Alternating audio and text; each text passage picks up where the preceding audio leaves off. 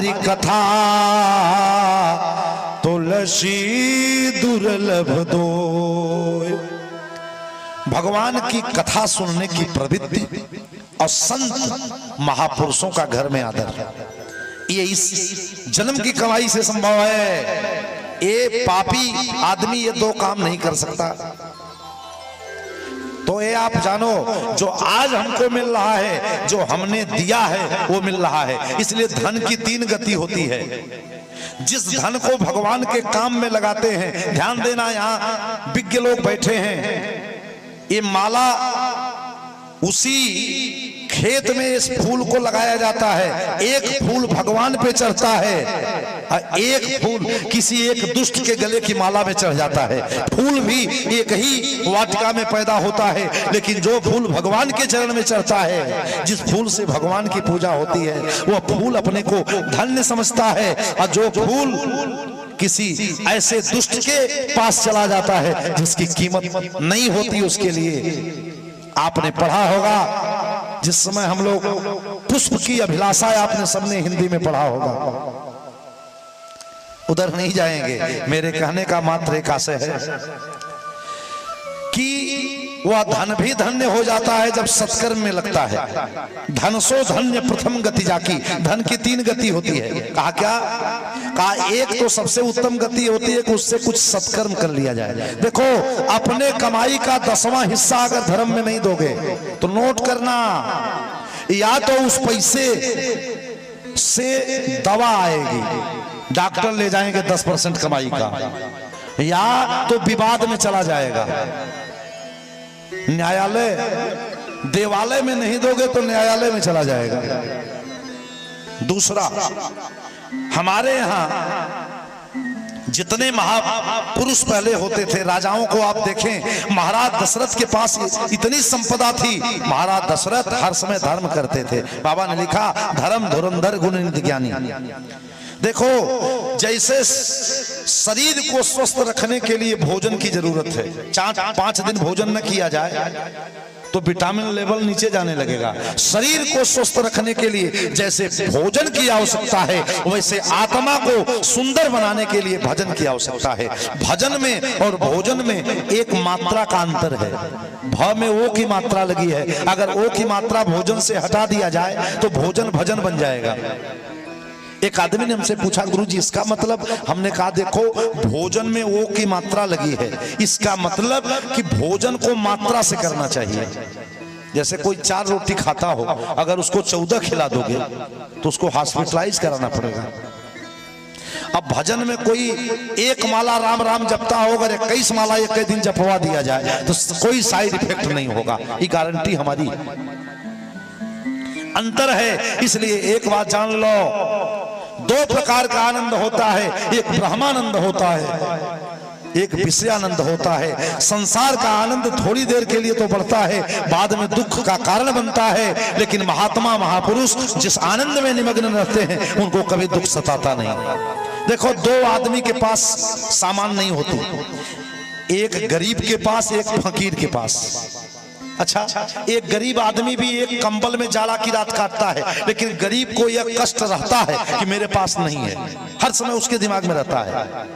और एक फकीर के पास भी एक कंबल होता है, संत के पास भी होता है, वो फिर भी मस्त रहता है। अंतर ये होता है कि वह उस परिस्थिति को सुख मान रहा है, इसलिए आनंद में है।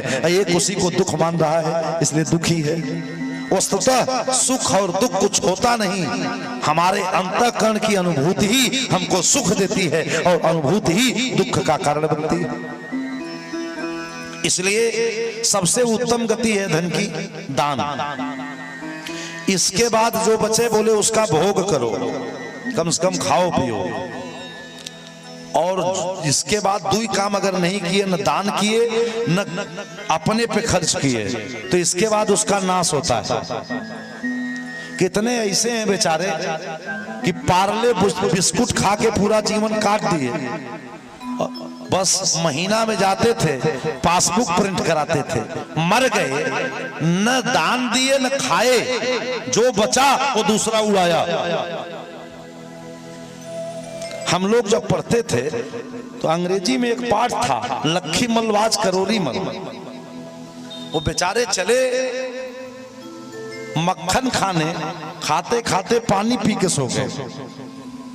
इसलिए प्यारे, शरीर की भी तीन गति होती है, या तो इस शरीर को जला दिया जाता है, या तो जल में बहा दिया जाता है, या तो मिट्टी में दबा दिया जाता है। तो धन की तीन गति है और शरीर की तीन है। इसलिए हर समय तीन को याद रखो। किसको?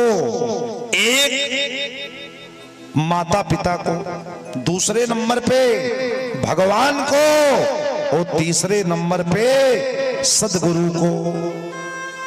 तीन को याद रखो। जीवन में कभी भी किसी असत्य मार्ग से तुम बचते रहोगे। बड़े भाव से जो करते रहोगे भजन धीरे धीरे तो मिल जाएगा सजन धीरे धीरे। जो करते रहोगे भजन धीरे धीरे, भजन धीरे धीरे तो मिल जाएगा सजन धीरे धीरे। कोई काम दुनिया में मुश्किल नहीं है, कोई काम दुनिया में मुश्किल नहीं है, कोई काम दुनिया में मुश्किल नहीं है, कोई काम दुनिया में मुश्किल नहीं है। जो करते रहोगे यतन धीरे धीरे, जो करते रहोगे यतन धीरे धीरे, जो करते रहोगे यतन धीरे धीरे, जो करते रहोगे यतन धीरे धीरे तो मिल जाएगा वो सजन धीरे धीरे। तो मिल जाएगा सजन धीरे धीरे, तो मिल जाएगा सजन धीरे धीरे। कल आप सभी भक्तों ने श्री गोस्वामी जी महाराज के शब्दों में बड़ी तात्विक चर्चा श्रवण कर रहे थे। भगवान के वनगमन के हमारे आचार्यों ने अनेकानेक कारण बताए। गोस्वामी तुलसीदास जी महाराज ने कहा कि जब भगवान श्री राघव का वनगमन हो गया तो महाराज दशरथ ने जब ये सुना, सुमंत जी ने जाके बताया कि मैं राघव लला को बार बार समझाया पर वो लौट के नहीं आए। और महाराज दशरथ ने जब ये सुना, क्या आज एक बात सुन लेना, इस संसार में अगर कोई किसी से प्रेम करता है तो मात्र प्रेम का उदाहरण अगर मिलता है तो या तो मां पुत्र से करती है या तो मछली जल से करती है। प्रेम की पहली परिभाषा है कि प्रेमास्पद के न रहने पर जो चाह के अपने को बचा न पाए वही प्रेमी। जैसे मछली जल से प्रेम करती है, जल से अगर मछली को अलग करोगे ना, वो चाहे भी जीना अगर तो जी नहीं सकती। और इसी प्रकार का प्रेम महाराज दशरथ ने भगवान राम से किया था। उन्होंने कहा था अम्बा कैकेयी से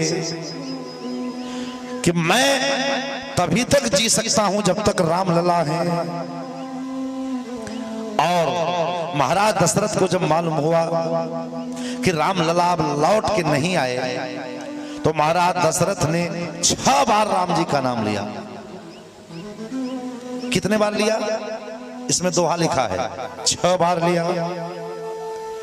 कहा राम राम कही राम कही, राम राम कही राम, तानु परिहरि रघुबर बिरह, राव गए सुरधा।